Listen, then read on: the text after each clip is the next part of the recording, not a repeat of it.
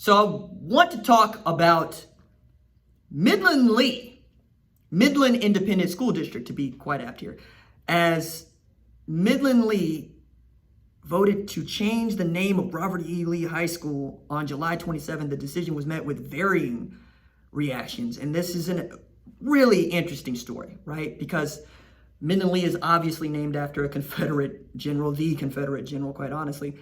And the number of people who wanted to see it go apparently outnumbered the number of people who wanted to see it stay. This is also the place where Cedric Benson, among other folks, played high school football, right? And the vote was actually pretty one-sided, 6-1 to rebrand the school, right? And according to the Midland Lee ISD website, the high school opened in the 1960s as a result of the oil boom in West Texas. And then, Midland Lee didn't stand for Confederate general. It was named after, it stood for family and hard work is what they claimed it was. But that's not actually what Robert E. Lee stood for. Robert E. Lee stood for slavery.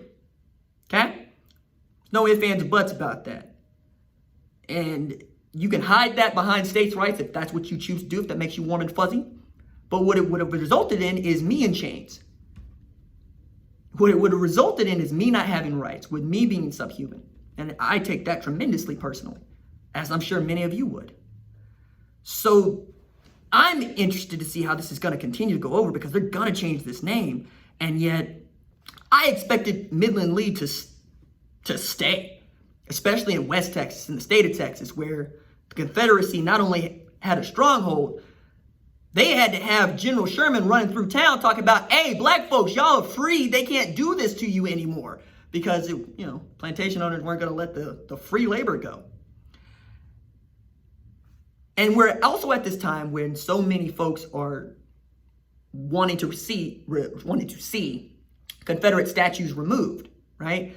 There's one in front of a courthouse in Minneapolis of a Confederate soldier who's holding a rifle, and there is a group of people who want to see it removed because it reflects values that this country does not stand for, and it glorifies not only a group of folks that wanted to see black folks in chains and slaves, but also a treasonous act.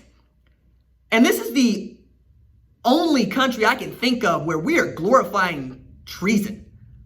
Like, nobody else does that. You get stamped out. You go to jail. We toss it away. We say they're bad people.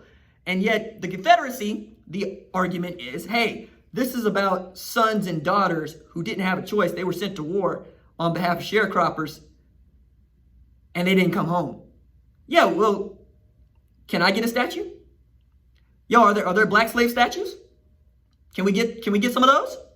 For all the black folks that died in slavery, died in bondage, who were abducted, kidnapped, sold to the highest bidder, bred against their will, had their families torn asunder, who were so thrown across this country that I don't even know where my original roots are. So I claim to be an American because I am one, but also because that's what I know. I can't go past my great-grandfather. Don't know. There is no historical record. Ran into a woman who was ordering coffee, standing 6 feet apart. She said that she was doing genealogy for her family, and she could trace it all the way back to Europe in the 12th century. She said, where is your family from? I said they were slaves, because that's what I got. So I can understand why a group of folks that have seen Robert E. Lee High School since the 60s have decided, you know what we don't need to do? Name our high school, our one of our best known high schools after a Confederate war general. And this also has precedent, right? Because Earl Campbell went to John Tyler, but Earl Campbell would have gone to Robert E. Lee if not for William Wayne Justice. William Wayne Justice was a federal judge who, among other things, said, hey, y'all got to integrate the schools and you got to shut that other one down, right? Which means that Emmett Scott, the black high school, also got shut down, right? So in doing so, you not only forced racial diversity and racial inclusion and integration, you also gave rise to Earl Campbell, because Campbell would be the first person to tell you, my older siblings were better athletes than me, certainly better football players. But because he went to a school that was recognized by the University of Texas as one they should recruit, he got the eyeballs. Because he went to a school that was recognized by the University of Oklahoma as one that they should recruit, he got the eyeballs. This is at a time when head coaches at predominantly white universities did not recruit black high schools. Wasn't done. Just didn't do it. The black kids went to historically black universities. Not because that's what they wanted, but because that was the only choice that they had. And then we have the end of separate but equal. We have Brown v. Board of Education, and we have a slow slog to inclusion and forced integration, because that's what it took. Even in this state, it took forced busing. We made it so, and we made black kids go out of their way, get uncomfortable, so that they could go to school with white kids who weren't comfortable, so that we could learn how to do this together and be about what the Constitution says we are about. That we are all in this together. So on the one hand, I understand how uncomfortable this must make some people. I also understand how it's the way to move forward. And this is going to be a tremendous issue as we continue to have these discussions about racial diversity and what some symbols of hate stand for and what is construed as a symbol of hate. Because, I don't think it's that difficult. I don't think it's that hard not to be hateful.